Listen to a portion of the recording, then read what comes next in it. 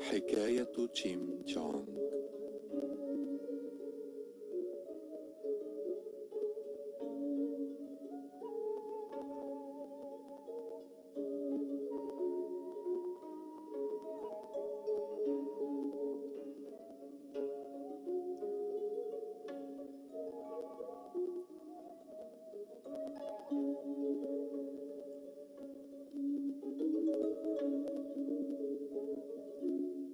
هذه قصة من أرض الصباح الهادئ، حكاية تتناقلها الأجيال من الجدود إلى الأحفاد. بعد 7 أيام من ولادتها فقدت تشونغ والدتها، وقبلت أن تضحي بنفسها كي يشفى والدها من العمى. رمت بنفسها في البحر، لكنها أنقذت من الموت وأصبحت حاكمة على الأرض، فأعادت لوالدها بصره. هذه هي القصة المؤثرة والغامضة التي تتناقلها الأجيال. إن الذين أنعم الله عليهم بالبصر يعميهم المال كثيرا والثراء عن الشفقة الإنسانية، لكن قصة تشيم تشونغ سوف تفتح لهم أعينهم ليبصروا الحقيقة.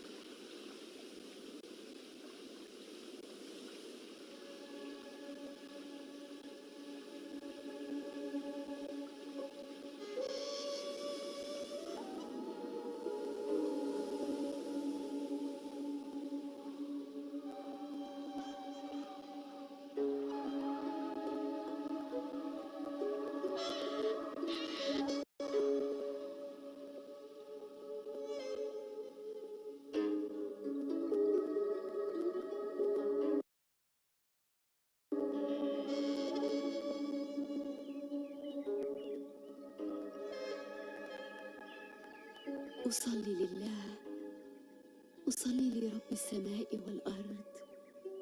بلغت سن 40 ولم أرزق بطفل بعد. لم يبق أحد بعدي ليمتدح أجدادي. كيف أواجههم في الآخرة؟ وبعد موتنا من سيقيم مراسم دفننا؟ ومن سيحتفل بذكرى أجدادنا وذكرانا؟ أتضرع إلى الله كي ينعم علينا بالطفل، لا يهم إن كان صبيا أو بنتا أو حتى معاقا. من سيملأ حياتنا بالأحلام؟ إني أصلي لله، أصلي لله.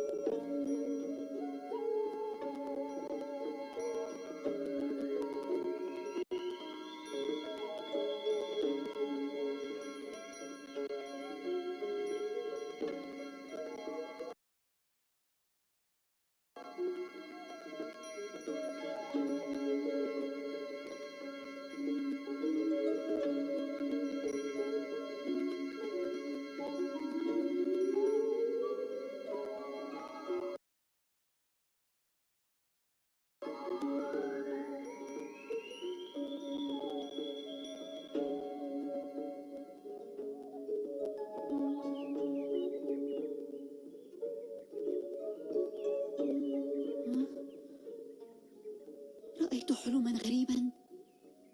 أنت أيضا رأيت حلما؟ أنا أيضا رأيت حلما غريبا.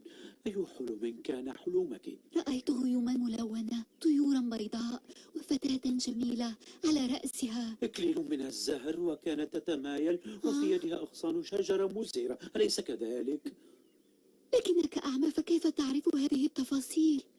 في الأحلام حتى الأعمى يرى كل شيء، ولأننا رأينا الحلم ذاته أعتقد أن هذا يبشرنا بأننا سنرزق بالطفل. أتقصد أن الحلم يبشر بولادة طفل لنا؟ هل استجيبت دعاءاتنا؟ آمل ذلك.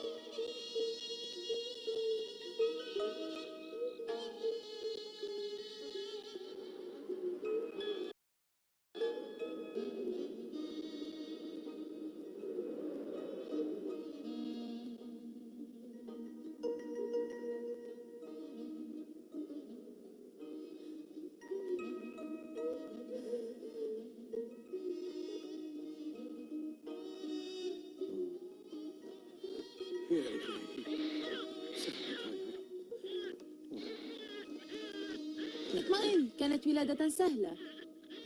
حقا. عزيزتي، هذا رائع.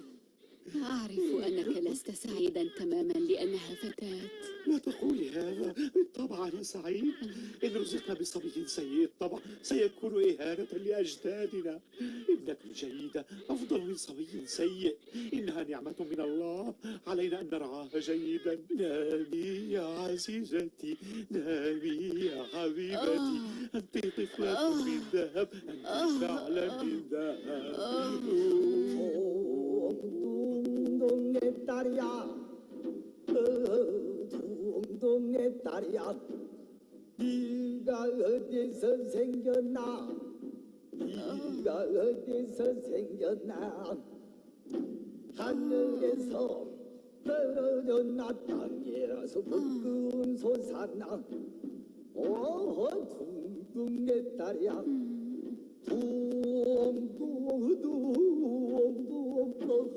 둥둥의 딸이야.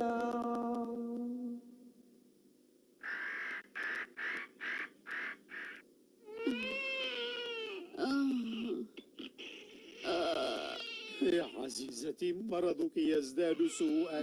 تذكري أن لديك زوجا أعمى وطفلة صغيرة. أردت أن أعيش معا ل100 سنة، لكنني أشعر الآن أنني سأموت. أتقول ذلك؟ إنه كلام مخيف. أعرف مرضي، لكن أرجوك عدني بشيء واحد. سميها تشونغ. تشونغ تعني النور. حبيبتي، يجب أن تكون نورا.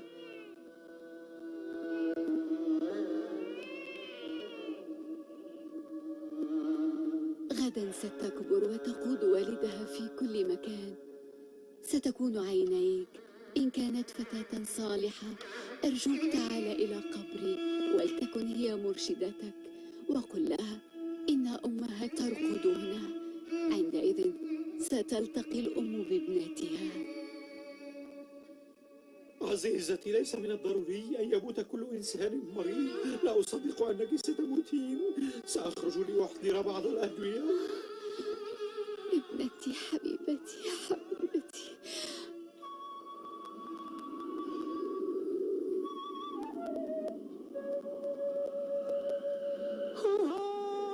جيم الوالد الأعمى يحاول جاهدا إحضار دواء لزوجته يخفف عنها الألم،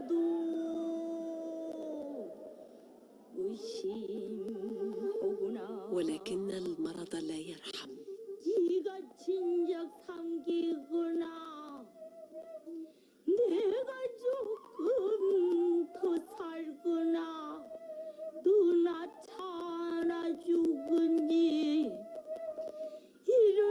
الأم في المنزل تحتضر وهي تحمل ابنتها على يديها.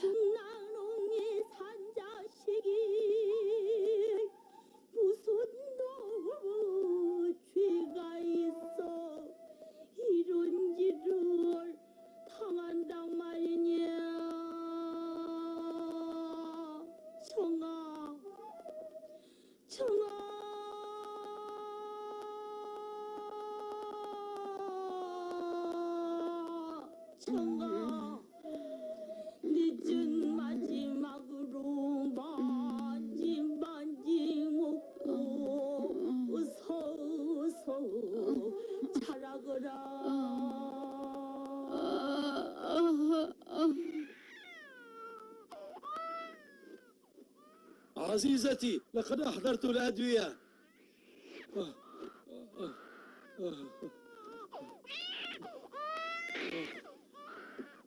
عزيزتي، عزيزتي، لم لا تجيبينني؟ عزيزتي أرجوك قوي نفسك. عزيزتي، هل مت؟ كيف يمكن أن تموتي؟ لا أصدق هذا. يا عزيزتي، يا عزيزتي. 여보 마누라 إلى أين رحلت؟ من سيعتني صغيرة الأنشوم؟ 살기울 텐데 ماذا سأفعل أنا من دونك؟ 만에 당신도 لقد كنت نور عيني.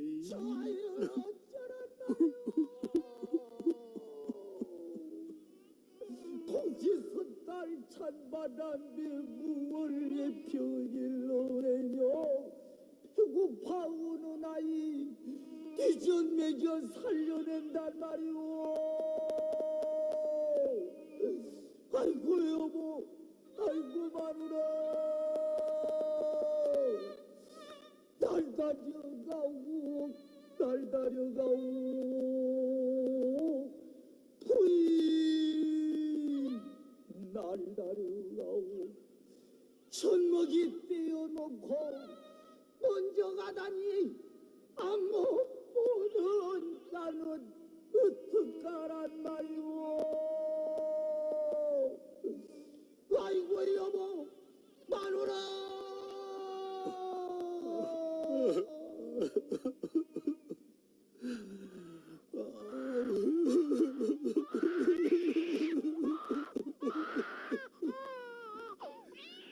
مسكين هذا الرجل، كيف سيتمكن من تربية طفلة وحده؟ هذا ليس وقتا للثرثرة. لنستعد لدفن السيدة. كيف سيتدبر أمره وهو رجل أعمى؟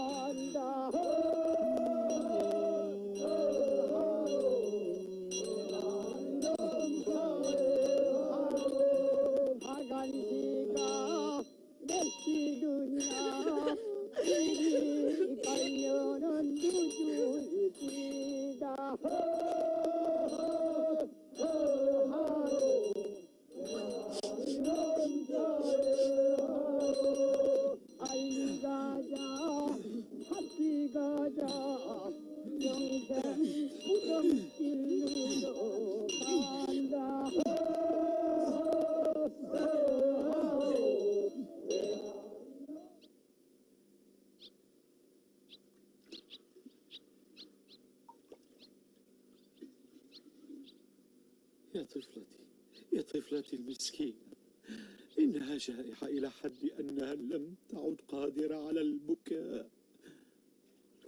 أختي، لقد أتيت باكرا. يجب أن تتزوجي هذا الربيع يا بونكسون. لا تكوني حمقاء، أنا لن أتزوج. كل الذين يقولون إنهم لن يتزوجوا هم دائما أول من يتزوج. لا، إني أعني ما أقول. سلاما يا نساء القرية، هل بإمكانكم إطعام هذه الطفلة الجائعة؟ لا تقلق، هات ناولني الطفلة. لابد أنك جائعة جدا. اسمع تشيم، أرجوك تعال لزيارتنا. حتى وإن كان طفلي شائعا لا يمكن أن نترك هذه الطفلة جائعة. شكرا لك، شكرا. 내 딸 해가 맹맹하게 부르는구나. 이것이 네 덕이냐 동네 부인들 덕이었다. 어서 어서 너도 그 속더위 의미에같이 현철하고 부지런하여 전먹여준 부인네들 은혜를 갚아야지. 둥둥둥 내 딸, 둥둥 내 딸.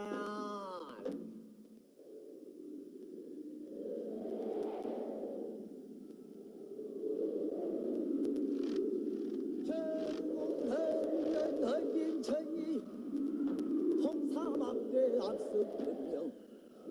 이진문전 천진문전 동양으로 자라나니 물과 같이 흐른 세월 7살이 되어지고 9살이 되어지고 11살이 되어지네.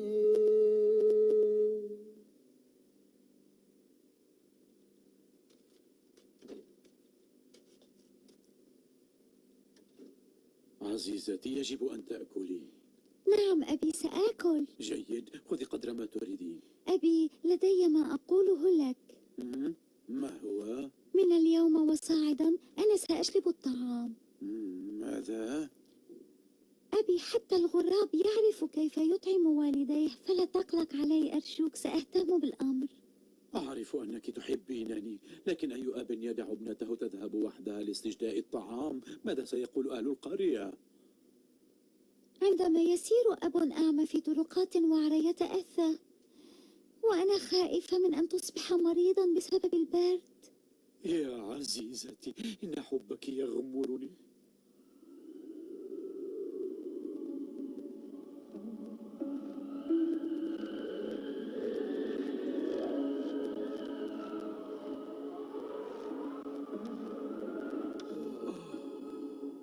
خذي هذا الطعام يا صغيرتي.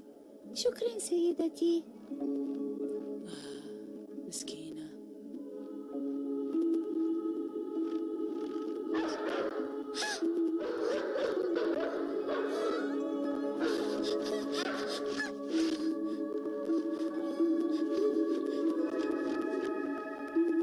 أبي، كل أرجوك. نعم سنأكل. عندنا حساء ساخن وأنواع مختلفة من الأرز. نعم، أعتقد أن لدينا طعاما كثيرا. هناك أرز مطبوخ مع اللوبيا والذرة أيضا.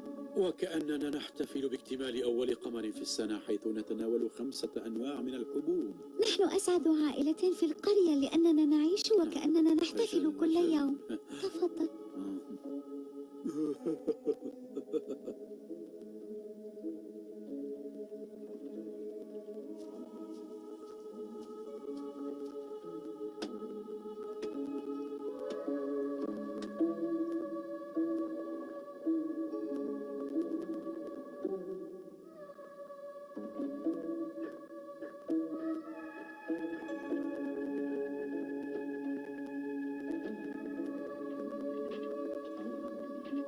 لقد ضحكت كثيرا تشونغ، يكفي لهذا اليوم. ها؟ نعم سيدتي.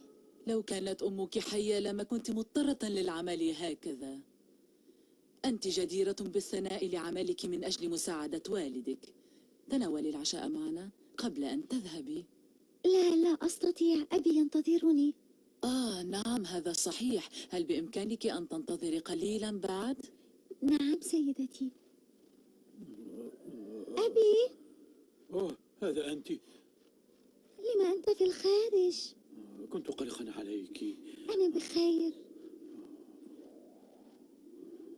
ادخل بسرعة إلى المنزل، سأحضر لك الطعام.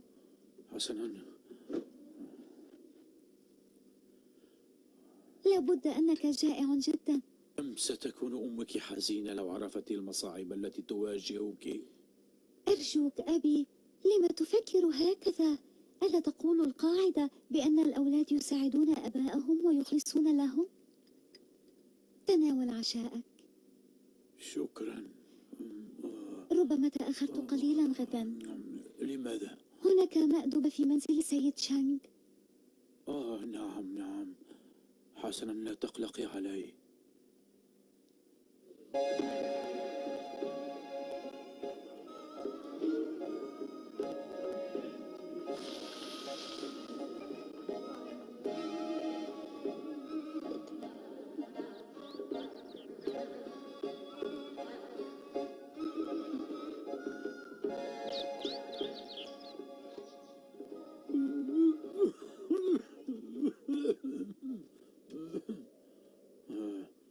هل تأخرت لأن السيدة تبقيها للعمل؟ هذا أنت، ليس سوى عصفور.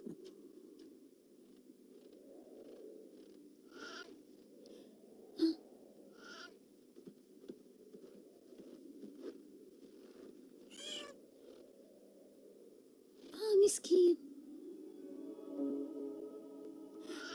كيف حصل لك هذا؟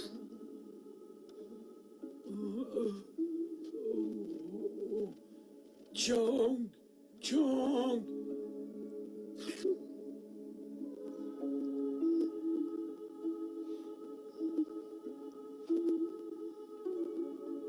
لم تأكل شيئا بسبب الثلج.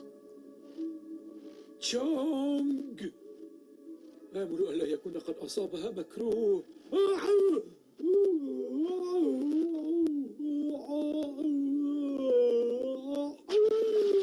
يا إلهي، النجدة، ساعدوني. سأنقذك. النجدة. تمالك نفسك.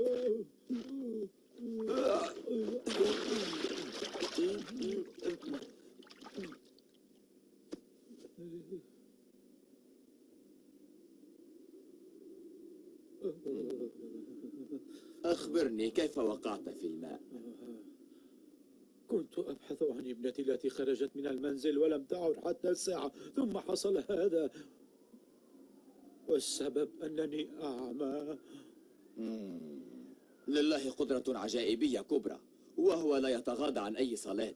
إن قدمت 300 كيس من الأرز للفقراء ورفعت صلواتك من أعماق قلبك فقد تستعيد بصرك. هل تعني حقا ما تقوله؟ هل أستعيد البصر إن صليت من أعماق قلبي؟ أجل بالطبع، قد تستعيد بصرك قبل أن تموت وترى الأشياء في السماء وعلى الأرض.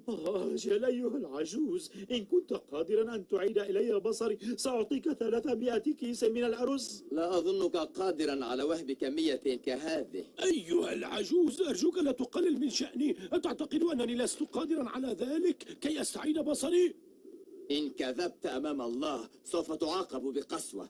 لن تظل أعمى فقط، بل قد تصاب ساقاك بالشلل. لماذا تجادل هكذا؟ أقول لك إني قادر على تقديم 300 كيس من الأرز للفقراء. أسرع واكتب عني تعهدي، وإلا سألجأ إلى السيف. حسنا، إذن ماذا تريد أن أكتب؟ أنا تشي ماكيو من بلاد هوانغ كونغ الساكن في دو هواغدونغ، أقدم 300 كيس من الأرز للفقراء من أجل استعادة بصري. كتبت ما قلت؟ نعم، فعلت. سأسلم الكمية من الأرز إلى دار الرحمة بأسرع ما يمكن. رحمة الله عليك. بالإذن.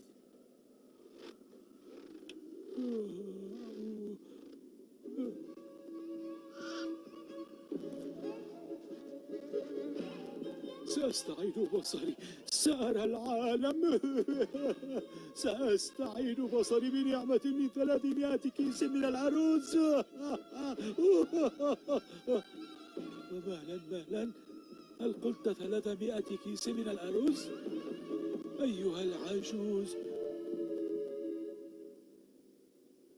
أيها العجوز، انتظر قليلا. أيها العجوز، بالله عليك أيها العجوز، أنا رجل تعويله ابنته التي تصطاد الطعام في القرية.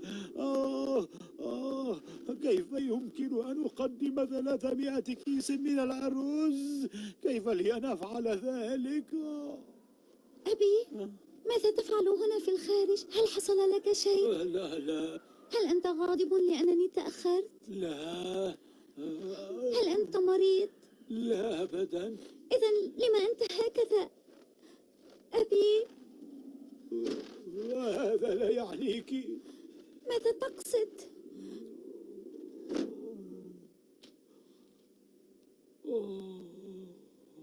أبي، قلت أن الأمر لا يعنيني. لماذا يا أبي؟ كنت دائما تناقش الأمور معي. ما الذي حصل لك؟ لا تبكي يا صغيرتي، سأخبرك. أرجوك أخبرني بسرعة. لأنك تأخرت أردت استقبالك فخرجت من المنزل. تعرضت لحادث فوقعت في النهر. أنقذني رجل عجوز وقال لي إن قدمت 300 كيس من الأرز فسوف يعود لي بصري. طلبت منه أن يكتب رسالة تعهد. ماذا فعلت؟ لابد أنني فقدت عقلي. إن كنت نادما على ما فعلت هذا سيسيء إلى إيمانك. إن كنت ستستعيد بصرك سأجد 300 كيس من الأرز كي أقدمها للفقراء. وكيف ستفعلين ذلك؟ الرب يساعد من يساعد نفسه. لا تقلق أبي.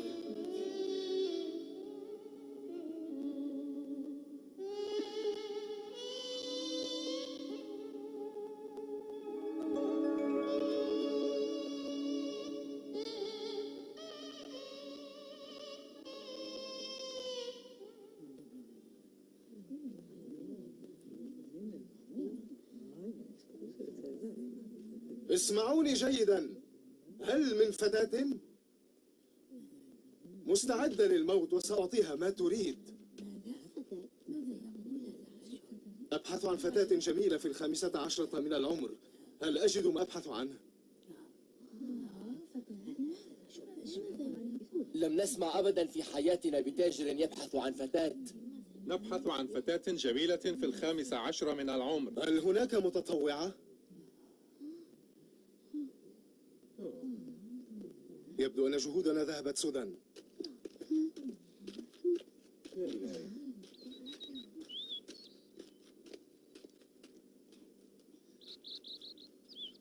يا سيد،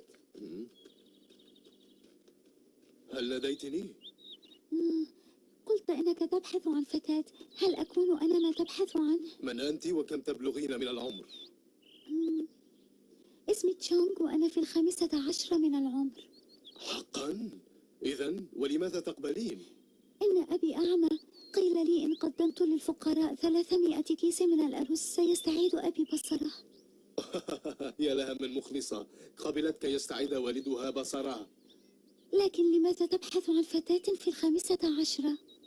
أجل، نحن تجار غالبا ما نعمل في الخارج، وكي نعبر المحيط علينا أن نمر في مكان يدعى إندانغسو حيث العاصفة قوية إلى حد أن 8 سفن من أصل 10 تغرق.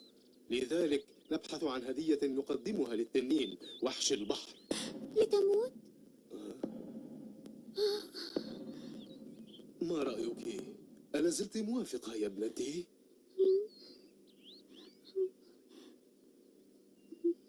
أفعل أي شيء كي يستعيد أبي بصره. حسنا، لنتفق إذن على السعر. أنا لن أحتاج إلى أي مبلغ يا سيد. فقط هل بإمكانك أن ترسل 300 كيس من الأرز إلى الفقراء؟ نتعامل مع حياة إنسان. إن 300 كيس من الأرز ليست مشكلة، سنرسلها حالا. على فكرة، أين يمكن أن نجدك؟ أسكن في ذلك المنزل هناك. متى تغادر السفينة؟ عند شروق الشمس يوم اكتمال قمر هذا الشهر. أرجوك استعدي جيدا. لا تقلق، سأكون بانتظارك. لكن إن علم أبي بالأمر فلن يجدي كل هذا نفعا. فهمت. سنعود في اليوم الذي وعدنا به.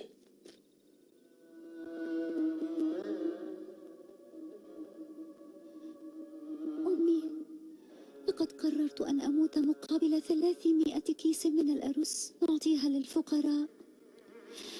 لست نادمة لأنني سأموت، لكن من سيعتني بأبي طوال السنة؟ من سيقوم بإحياء ذكراك؟ أمي، سأبدأ سأبدأ برحلة طويلة كي أنضم إليك. لحسن الحظ سأتمكن من الحصول على 300 كيس من الأرز. شكرا لله لأنه سمع صلاتي. يا ابنتي الصغيرة. أبي، لم لست نائما؟ لم أنا منذ أن كتبت رسالة التعهد تلك. لقد أرسلت 300 كيس من الأرز إلى الفقراء، فلا داعي لأن تقلق. ماذا؟ هل ما قلته صحيح؟ كيف؟ لقد اعتبرتني زوجة تشانغ مثل ابنتها تماما، وأرسلت عني 300 كيس من الأرز. عزيزتي، لقد تدبرت الأمر جيدا. انتهت الأمور بشكل جيد. هل حقا سأبصر بعيني؟ كل شيء بيد الله، فلننتظر. أجل ننتظر، إن الله قادر على كل شيء.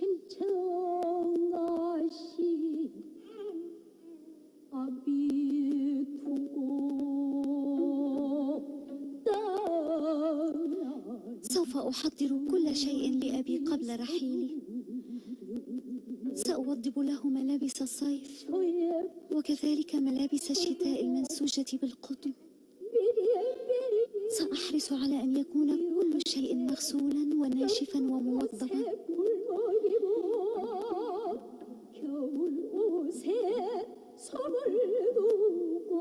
سأزيل الغبار عن الأغراض القديمة.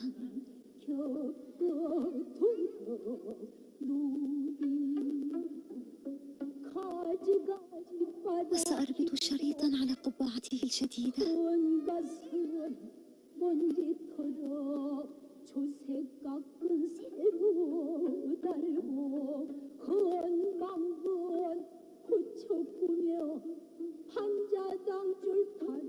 سأغسل وأصلح عصابة رأسي القديمة من شعر ذيل الفرس.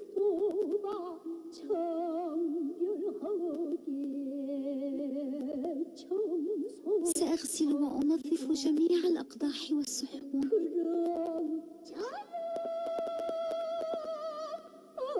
سأكنس أمام المنزل وخلفه، فغدا يوم الرحيل.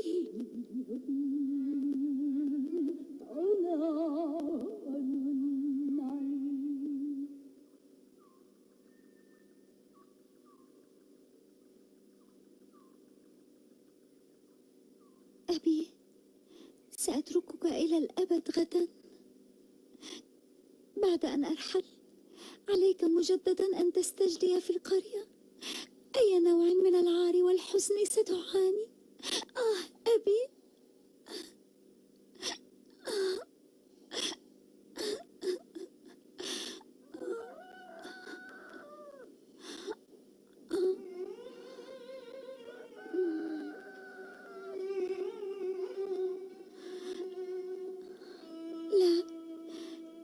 لا يديك، لا تصح. إذا صحت فنهار جديد سيطلع. إذا طلع نهار جديد سوف أموت. لن أكون حزينة إذا مت أنا، لكن كيف سأترك أبي المسكين وحيدا؟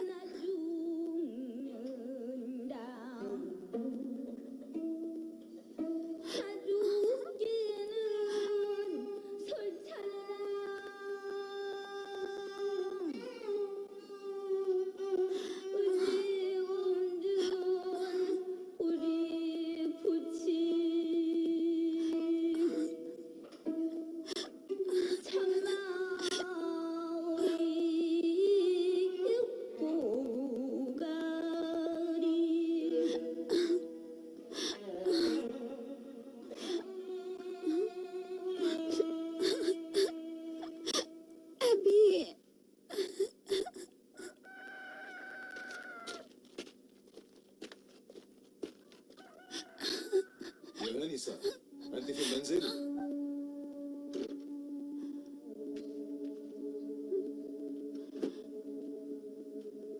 إنه يوم رحيلك، هل أنت جاهزة؟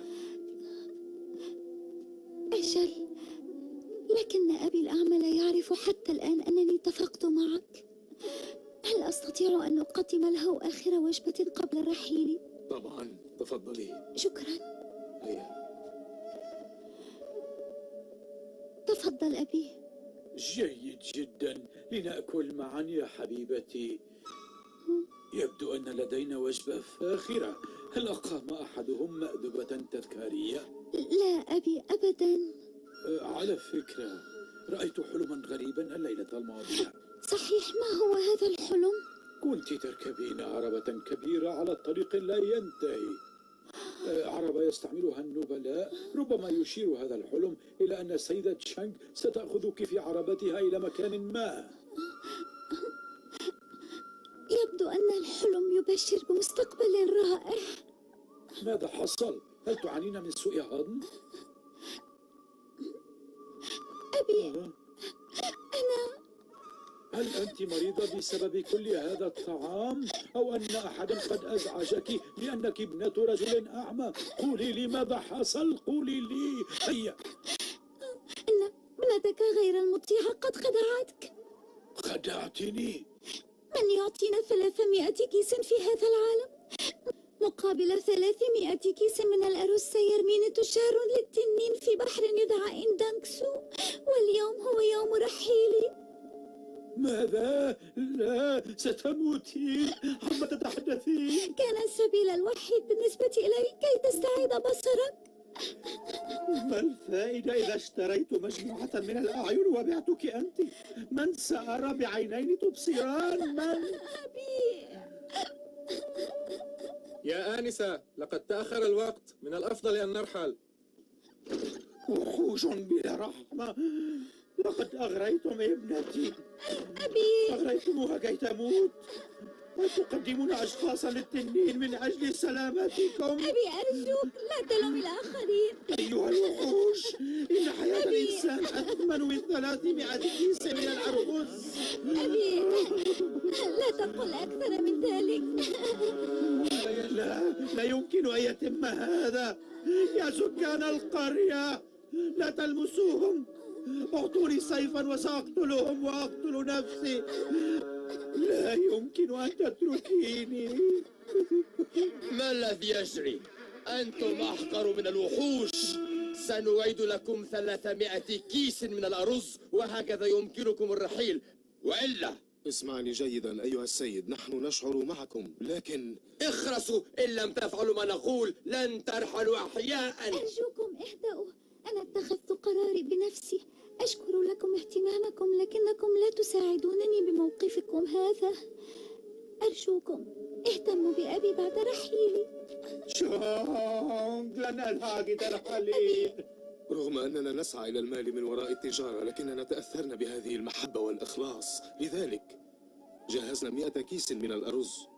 آمل منكم أن تساعدوا هذا الأب الأعمى كي لا يواجه مشاكل الحياة اليومية. أتعتقد أن ابنتك ترحل لأنها تريد ذلك؟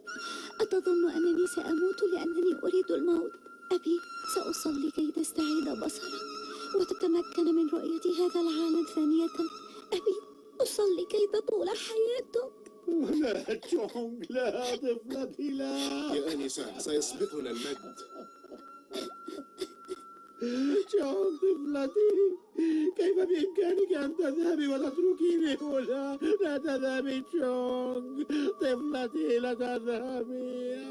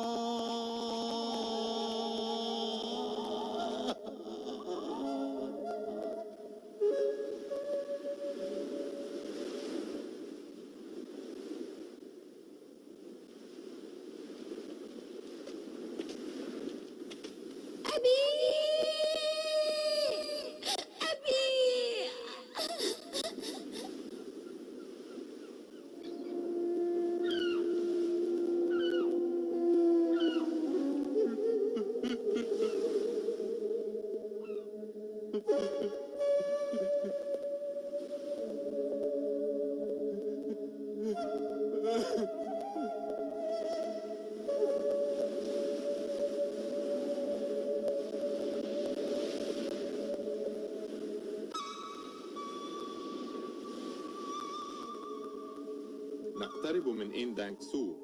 أسرع وكن جاهزا.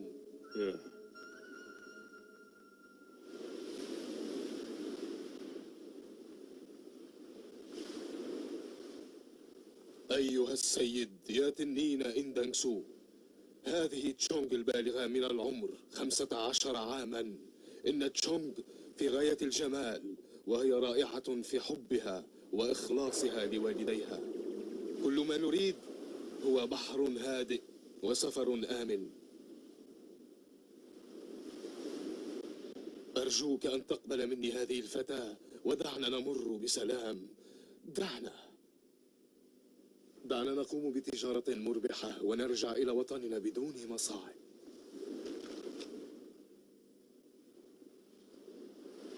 يا آنسة، لقد حان الوقت. هيا.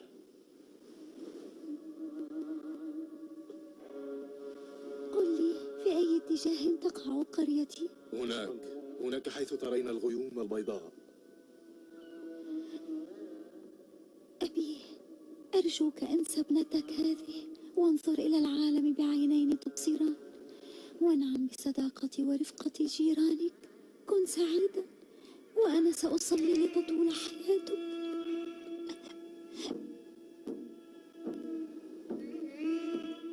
أيها السيد، أتمنى لك تجارة ناجحة في رحلتك، وعندما تعود أرجوك لا تنسى والدي.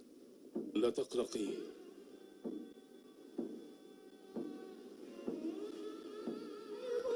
أبي، سأرحل.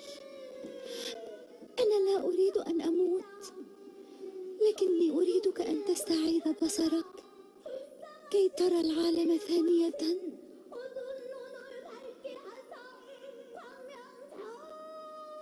يا رجال السفينة، إذا ربحتم عشرات الآلاف من الذهب وصدف أن مررتم من هنا، أرجوكم تذكروا تشونغ الهائمة فوق البحار.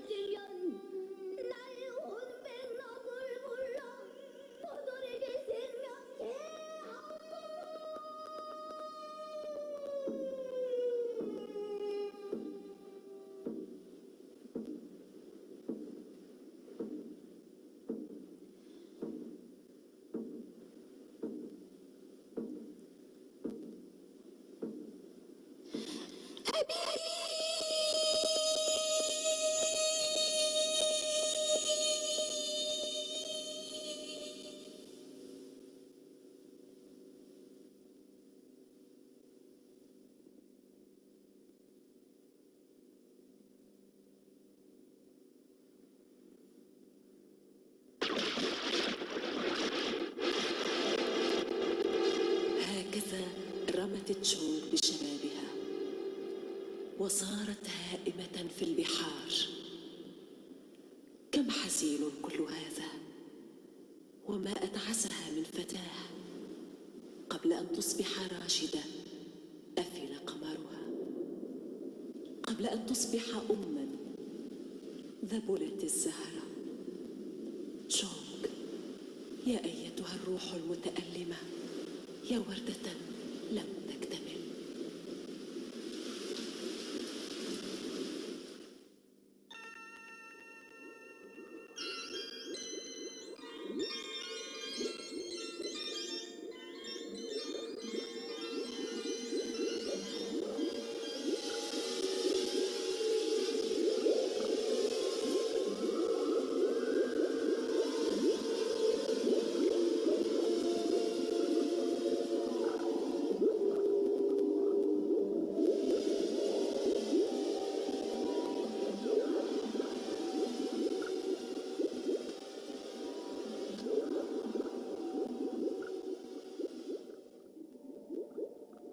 اسمع، هل علمت شيئا عن الآنسة جيم؟ جاءتنا معلومات تفيد أنها متقدمة نحونا. كم هذا رائع. إذا استعدوا لاستقبالها في الحال.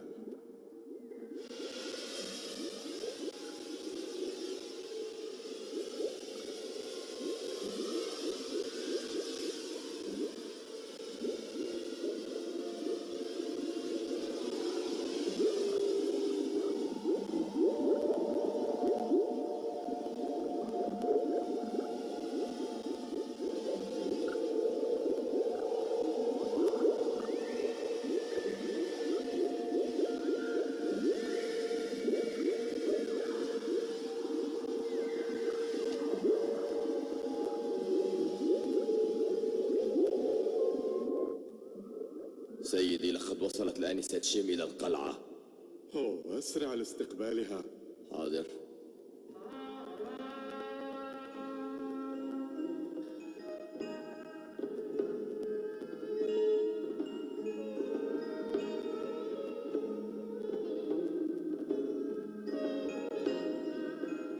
أهلا بك آنسة جين. لابد أنك عانيت الكثير أثناء رحلتك.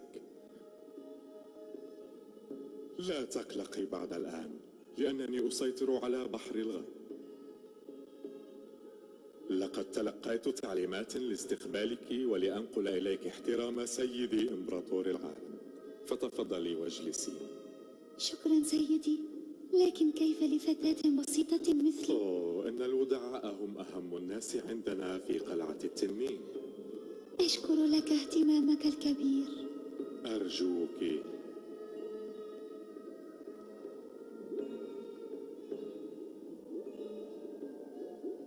لقد حضر شخص إلى هنا لرؤيتك. شخص جاء لرؤيتي؟ تشونغ. من أنت يا سيدة؟ أنا أمك. لقد أصبحت شابة. أمي؟ أنا لم أعرفك، وهذا ما أنا ندمة عليه. أخيرا التقينا يا أمي. لديك عين والدك ووجهه ويداك الجميلتان تشبهان يدي. أمي. نعم أعرف كل ما عاناه والدك. لابد أنه أصبح عجوزا الآن. كيف أشرح المحن التي عاشها في الأيام الأخيرة؟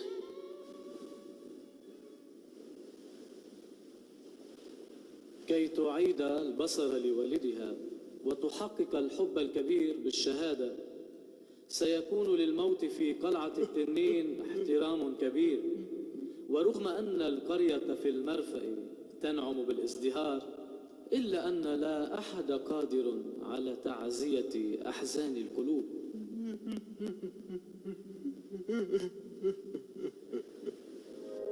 إن سعادتي لرؤيتك فانية لا حدود لها، لكني لا أستطيع أن أبقى هنا طويلا. تلك كانت تعليمات سيدي. لكن أمي، ما الذي تقولينه؟ قريبا سنعود ونلتقي. تقصدين أننا سنفترق؟ لا تحزني آنسة جيم، أنا أيضا أتمنى أن أستضيفك مدة أطول، لكن يوم واحد هنا يساوي سنة واحدة في عالم الإنسان. لقد أمرني سيدي أن أعيدك إلى عالم الإنسان فورا، وذلك على متن زهرة اللوتس. أنا علي أن أودعك. سيدي، أنت أنقذتني من الموت، كيف أرد لك هذا؟ لكن أرجوك أن تسمح لهذه الابنة ووالدتها أن تبقيا معا مدة أطول. أقدر جدا حبك المتفاني وإخلاصك لوالديك. ستحصلين على نعمة كبيرة إن عدت إلى عالم الإنسان. أمي، أتمنى لك التوفيق. تشونغ.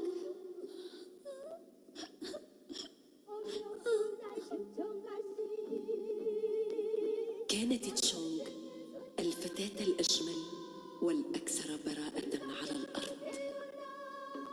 ولدت في عالم الإنسان في مكان يدعى هوانجو.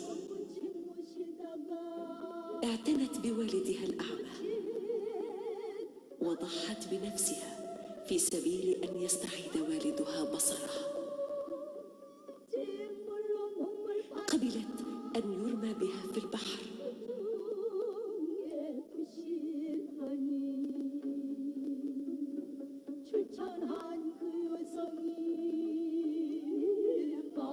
حب تشونغ وإخلاصها لوالديها لا مثيل لهما. لذلك سمح لها بأن تعود إلى عالم الإنسان ليحل السلام على الأرض.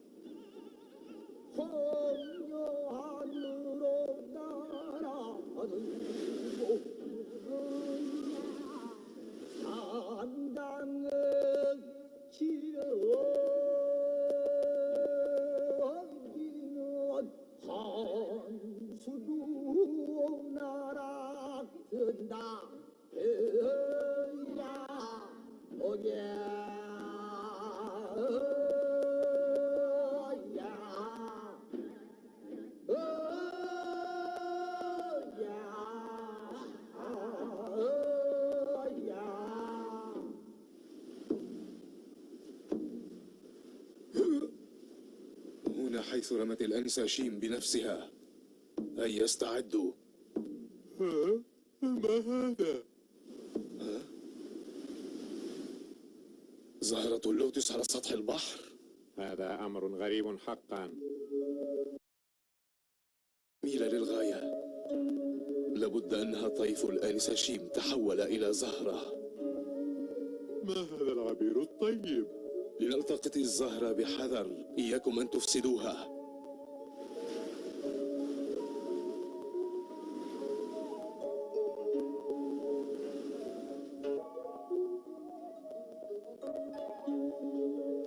إنها أجمل زهرة رأيتها. حقا.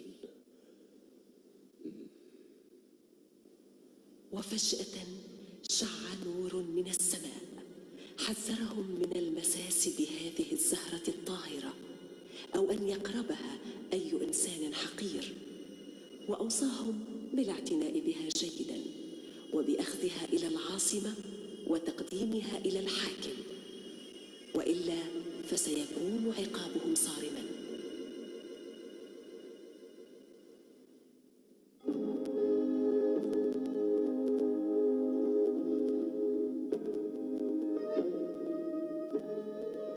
سيدي، لدي أمر مهم أبلغك إياه. وما هو؟ هناك تجار يريدون إهداءك زهرة.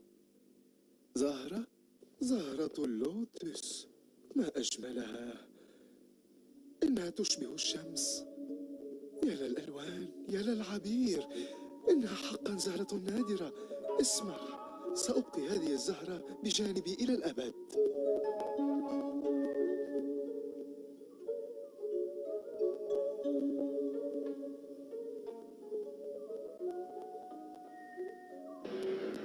اسمع يا سيدي، إمبراطور العالم يأسف جدا لوفاة زوجتك، وقد أرسل إليك شخصا غاليا عليك أن تجده.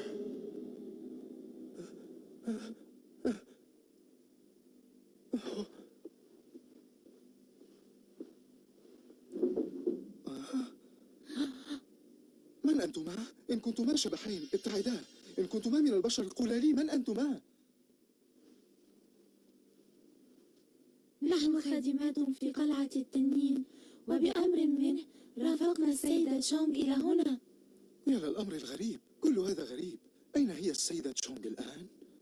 إنها موجودة الآن داخل زهرة اللوتس. ولما هي داخل تلك الزهرة؟ نحن نتبع التعليمات ليس إلا يا سيدي. سيدة تشونغ، أطلب منك أن تظهري أمامي في الحال.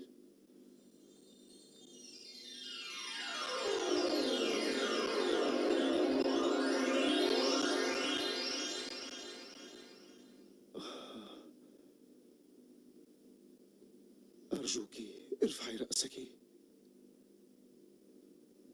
لا شك في أن سيدي الإمبراطور أرسلك إلي لأنه عطف على وحدتي. لابد أنني أحلم. لا، أنت لا تحلمين. ما يحصل هو الحقيقة.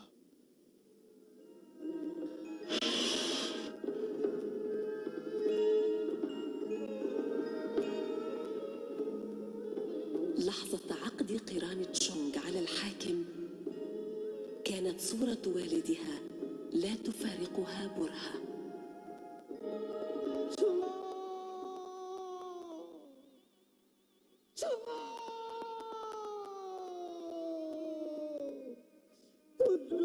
في هذا الوقت كان الوالد تشيم لا يزال يزور شاطئ البحر ويبكي ابنته تشونغ التي ضحت بنفسها من أجل أن يستعيد والدها بصره. وكل أهالي القرية يشفقون لحاله، ولكن لا سبيل لديهم لمساعدته والتخفيف عنه.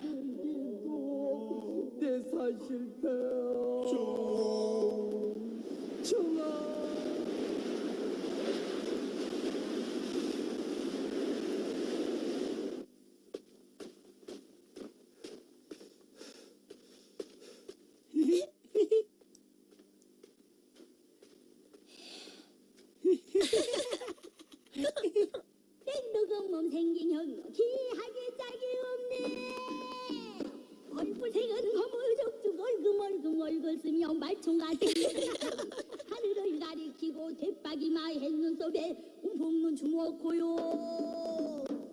애지볼 송 못하겠으리니 같은 드문 이번 큰 개문 졸린 듯 혀는 집신짝 손길은 소뚜껑을 엎어놓은 듯 허리는 집동 갖고 배는 북통만 오고 엉덩이는 부잣집 뒷문짝 쟤는 칠척착 하우시라야 신는구나. 뺑덕어멍 생김새로만 기허랴 심술도 대단하다. 옛부터 놀고 심술 대단하다 하지만은 뺑덕어멍 심술도 놀보보다 한 처울에 달아도 키울지 않네.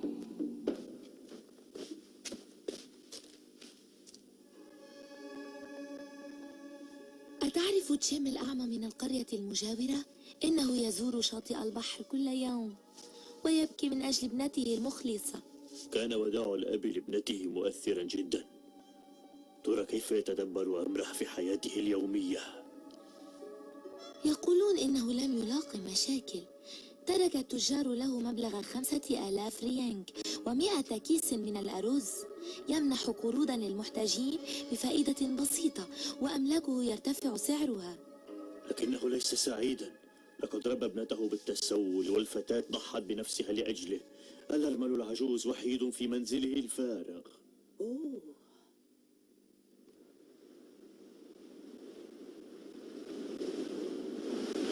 سيدة شام، سيدة شام، مرحبا سيدة شام الأعمى. من أنت؟ أنا بندوك الأرملة، أعيش وحدي في القرية. بندوك الأرملة؟ أجل، ماذا سيحدث لك إن بقيت تبكي كل يوم هكذا؟ وهل هناك قدر أكثر قساوة من قدري؟ من منا يمكنه أن يتحرر من مشاكل الدنيا؟ والآن تمالك نفسك وعد إلى بيتك. شكرا سيدة بندوك.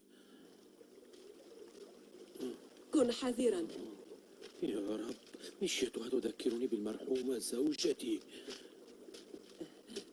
سيدة شام؟ نعم، ما الأمر سيدة بندوك؟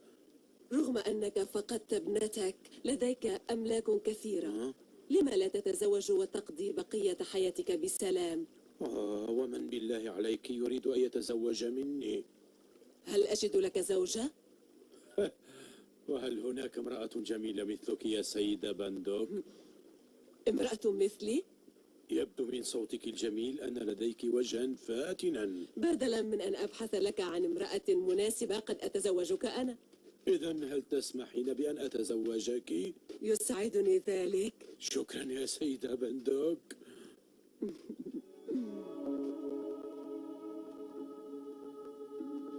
لابد أن يكون القمر هذا فوق قرية دهودونغ حيث يعيش والدي. هل ينظر إلى القمر بعينين تبصران أو أنه لا يزال أعمى؟ أبي، أريد أن أراك. لم تبكين؟ لا شيء. إن الحزن باد على وجهك. أنا كنت أفكر. بماذا كنت تفكرين يا زوجتي العزيزة؟ أرجوك أن تخبريني. يقول الحكماء إن إنقاذ الأعمى هو من أسمى الأعمال. أجل، أعرف هذا القول.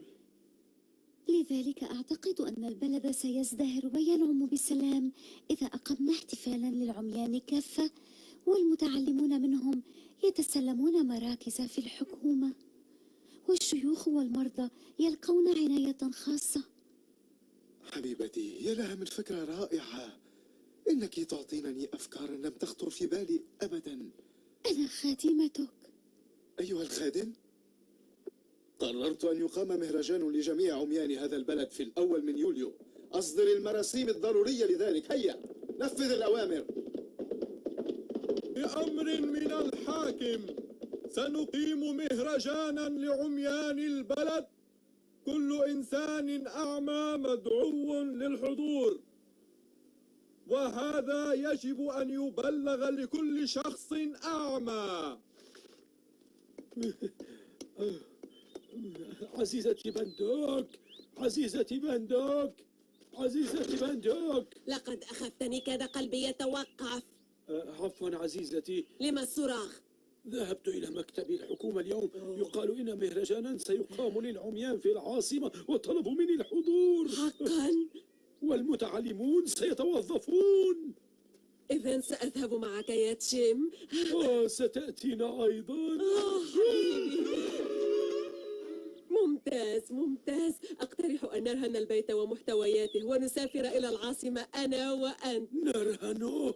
يكفينا أن نطلب 50 ريانج من أصل 300 التي أودعناها لدى السيد كيم في القرية المجاورة. قلت لك سابقا صرفنا 300 ريانج لندفع ثمن كعك الأرز. ماذا؟ أنفقت كل المبلغ من أجل كعك الأرز؟ أنت غاضب لأني أنفقت هذا المبلغ؟ وال100 ريانج التي أقرضناها لسانكاما دفعتها ثمن ملابس. بالله عليك، أنفقت مال عذابي وحسرتي على كعك الأرز والملابس. ما كانت زوجتي السابقة تحلم بهذا. لا تحاول أن تثير مزاجي السيء بذكر زوجتك السابقة. قلت شيئا سيئا؟ إذا استمريت هكذا سأرحل عنك وأتزوج رجلا أعزب لا يذكرني دائما بأنني زوجته الثانية. لمن تقولين مثل هذا الكلام؟ لماذا؟ ابتعد عني. كنت على خطأ يا عزيزتي، لقد فقدت عقلي للحظة. أرجوك اهدئي ولنتكلم عن السفر إلى العاصمة. يجب أن تكون هادئا دائما هكذا.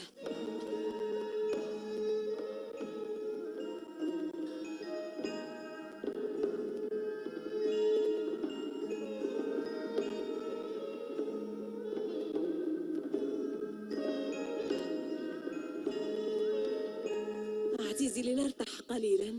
حسنا. الجو بارد هنا. ساقي تؤلمانني.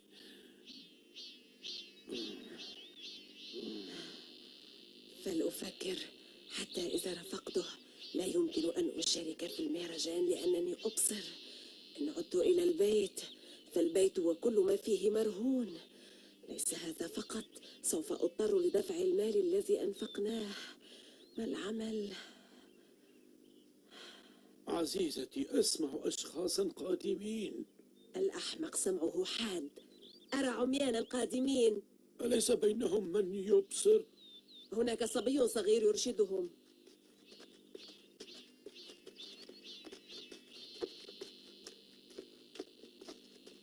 هل بينهم عميان شباب أنيقو المظهر؟ لا تقلق، كلهم عجز وقبيحون. جيد، فأنا قلق للغاية لأنني أصطحب فتاة جميلة مثلك. أنت لا تصدقني؟ وكيف لا؟ أعرف كم أنت بريئة ومخلصة. انتظر لحظة. من أنت؟ اسمع.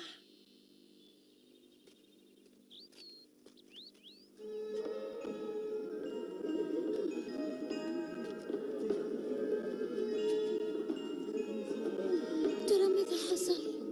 أنا لا أعرفك، لكن إن كنت ذاهبا إلى المهرجان ارتاح قليلا. وهل أنت ذاهب أيضا؟ نعم ذاهب، لنتعرف على بعضنا البعض. كيف نعرف إن كان هذا لقاؤنا الأول؟ بأصواتنا نتعرف على بعضنا البعض. كلام معقول. أشعر بالوحدة، لم لا نترافق؟ أنا مسافر مع زوجتي ونحن الآن نرتاح بعض الوقت. أنت رجل محظوظ. سألتقي بك في هان يانغ. عزيزتي، هل تحكين لي ظهري ثم أحك لك ظهرك؟ هل أنت نائمة؟ باندوغ، أمر غريب، لا أجد كيس السفر. هل هي غارقة في النوم؟ عزيزتي. عما تبحث يا رجل؟ أليست هناك امرأة شابة مع كيس سفر؟ لا أرى أحدا هنا. عمن تبحث؟ أتريد مساعدة؟ إن رأيت امرأة شابة تحمل كيس سفر قل لها إن السيد شيم الأعمى ينتظرها على جانب الطريق. سأفعل. يا لها من خائنة وعجيبة الرحمة. ما دمت تريدين تركي، لما لم تفعلي ذلك منذ البداية؟ ماذا عساي أن أفعل شريدا على بعد أميال من منزلي؟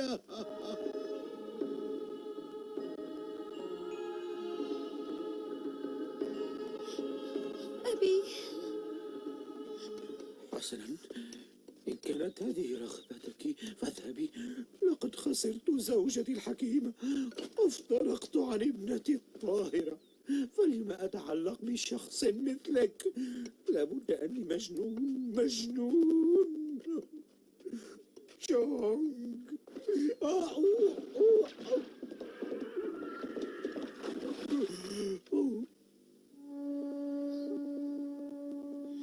أردت أن أرى والدي عن طريق مهرجان العميان،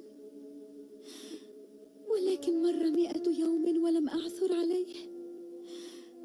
ألم يقدر على المشي لأن صحته سيئة جدا، أم أنه استرجع بصره فلم يعد بين المدعوين، أو ربما مات من القهر على فرقتي. سيدتي، ماذا تريدين؟ سيدتي، لقد وصل الآن رجل أعمى من قرية دوهوا دونغ. إذن دعوه يأتي إلي قبل أن يشترك في الاحتفال. نعم سيدتي. سيدتي ترغب في رؤيتك شخصيا. أنا تريد رؤيتي؟ تعال معي. لا، هذا مستحيل. كانت الحاكمة تريدني فلكي ترسلني إلى الموت بجريمة بيع ابنتي. لا أقدر، لا. سيدتي تأمرك بالحضور، كيف تتجرأ؟ قم هيا أرجوك.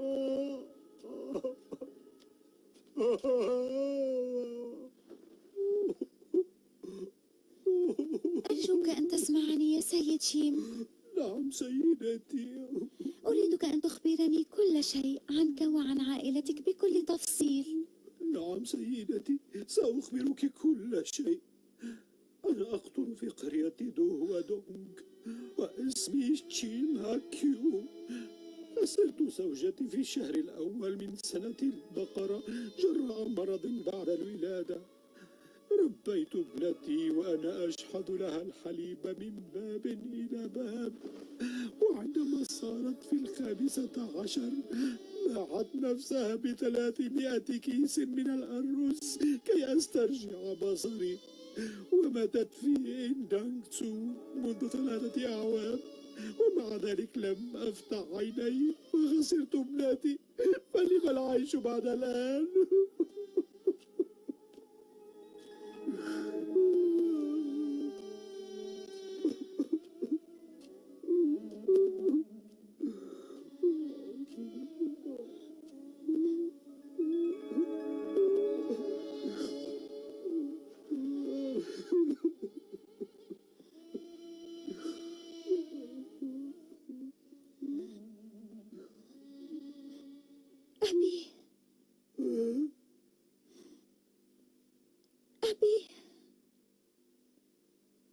ابنتي ماتت منذ أعوام، رحمها الله.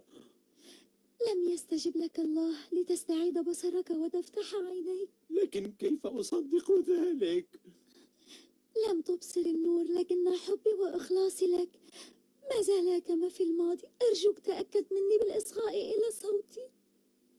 صوتك كصوت ابنتي تشونغ في السنوات الماضية، ولكن ليس صوت شبح ما. لا، لست شبحا، بل أنا ابنتك تشونغ. لا أصدق هذا. رحمة الله كانت بجانبي وأعادتني سالمة. أنت فعلا ابنتي تشونغ التي ضحت بنفسها؟ نعم أبي، نعم، أنا ابنتك. أرجوك صدقني. أنا لا أصدق ما أسمع. أبي صدقني.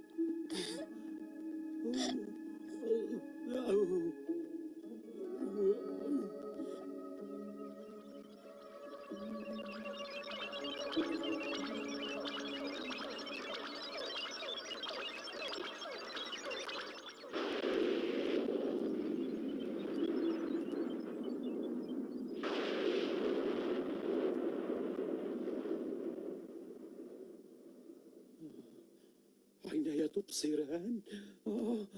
أنا أرى. النار.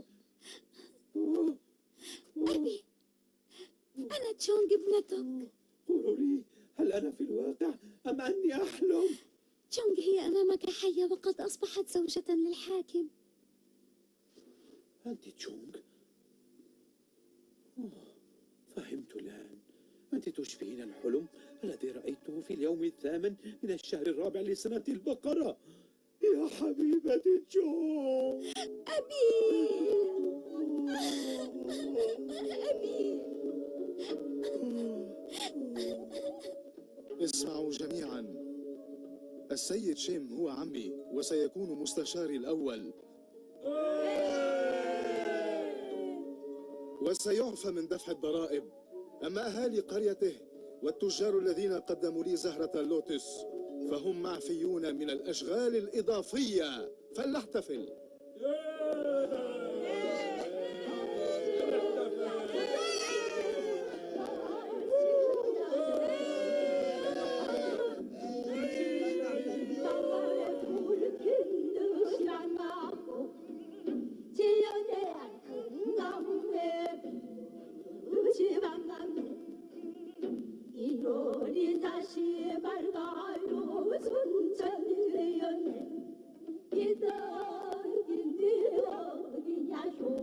심정을 어기로다. 인간은 백행은 곧 효도밖에 더 있는가. 효녀인 심정이가 아버지는 어떻게 하고 어두운 이 세상을 밝게 밝혀주고 재물에 눈을 덮고 인정에 눈을 두은 남백성 누뜸이라. 어시고 지와자 좋네요. 효여 심청 어시고 지와자 좋네요.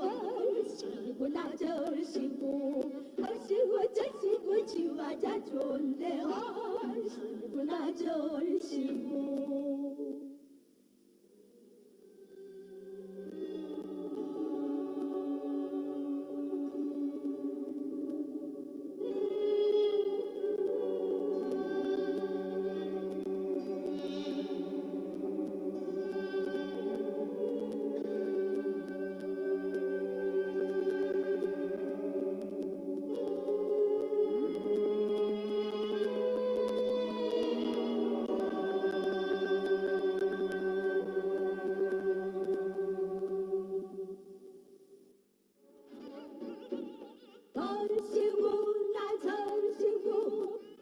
إذا كنت من المتابعين الجدد اشترك الآن في القناة ليصلك الجديد بالضغط على الزر الأحمر أسفل القناة مع تفعيل الجرس، ولا تنسوا دعم المقطع بلايك. شكرا لكم.